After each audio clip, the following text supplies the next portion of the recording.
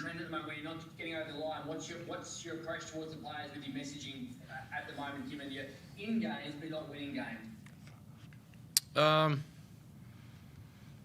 I mean, they know what's going on. They know what the results are. They know that these moral victories of good second halves and coming back from deficits aren't helping us. So they're going to have to, collectively as a group, myself on down, have to do a better job for 40 minutes. We definitely show in spurts that we're as good as any team in the league. And then we have spurts where we let other teams get going or they get going. I don't want to take away from their win, but I think we could have did a better job for a stretch there in the second half when we did get back into the game. Are you any closer to working out why the lulls are happening during games? No. Do you feel there's a slight gap now between yourselves and the teams around you on the ladder, given that they're the ones that you've lost to in recent games? Well, the ladder is just based on numbers, so I'm guessing we've dropped quite a bit from when we started that 5-game streak. That's what happens when you lose 4 and the other teams keep winning. So we're going to have to get a win here at some point in time. It's going to be a tough game on Monday. That's what we have to turn our attention to, and we can't get this game back or do anything about it. So we'll focus on Tassie, and hopefully we can have enough bodies out there because we're pretty banged up right now. What do you know about that banged up? Like Mitch Norton's eye looked pretty ordinary on the TV. Do you know anything about that at the moment?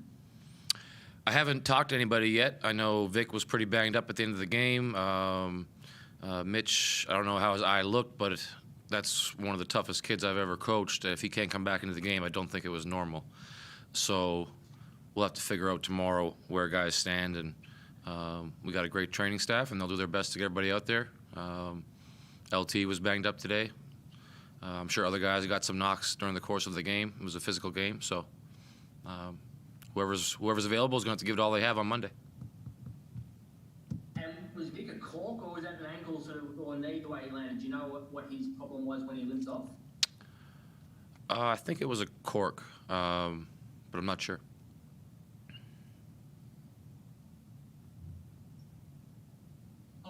Chris, you're up next. Yeah. Hodgie, obviously it was frustrating for you to not be able to finish the game after fouling out, but up until then you were probably playing your best game of the season. Must have felt nice to find some touch and find a way to be a presence at both ends of the ball. Yeah, I didn't foul out, but I understand what you're saying. I appreciate that.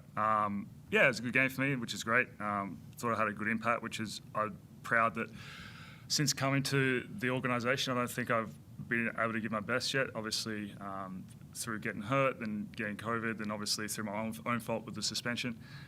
So this is the first game I really felt like I was back in rhythm, which is really good. I'm just looking forward to continue that, hopefully help out. I think the thing I'm most proud of tonight, personally, is able to help the team on the glass, which I haven't been doing a good job of up to this point, and that's an area that's been a struggle for us. So just looking forward to doing more of that and just helping us. I don't really care at this stage just about playing at the end or whatever, because we just need to get jobs done. So whatever lineup it takes, I think that's the Wildcat way. And I'm 100% bought into that.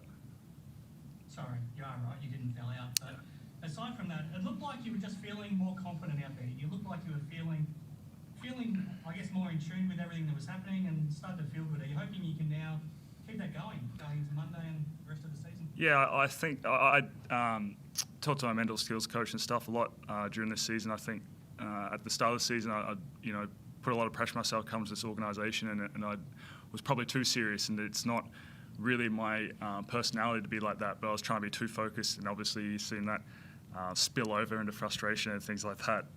So just got back to being myself and enjoying the games and things like that, and feeling confident myself and letting things sort of happen. And consequently, personally, that was the most fun I've had in a game this season.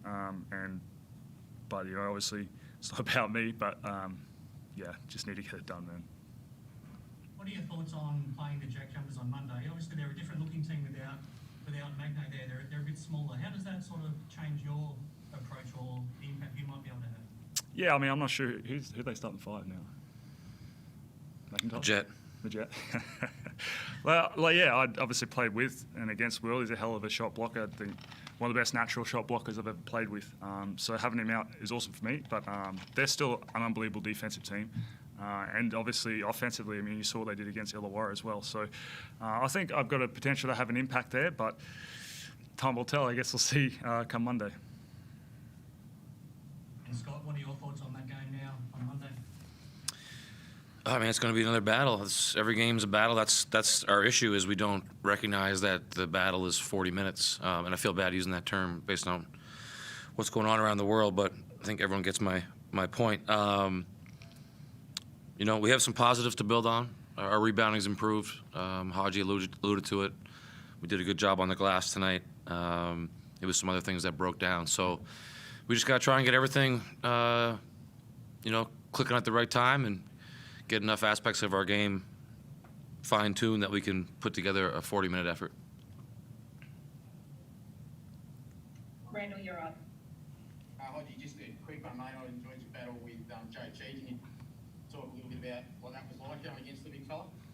Yeah, it was fun. I actually believe I played against him at one stage like ages ago. When I played him in maybe for uni, but it was against the national team in a warm-up tournament. So he looked familiar. Obviously, I followed his career. I knew he was in the NBA, and he's had an awesome career. So to play against him was fun. Big, long, stronger than I thought he was. So that was fun. I enjoy just going up against big bodies. I think it's a fun challenge, and obviously pretty big myself. So really enjoyed the physicality of it. Yeah, mate. I mean, it's competition, right? Like, I love playing against anyone. So it was fun for me regardless.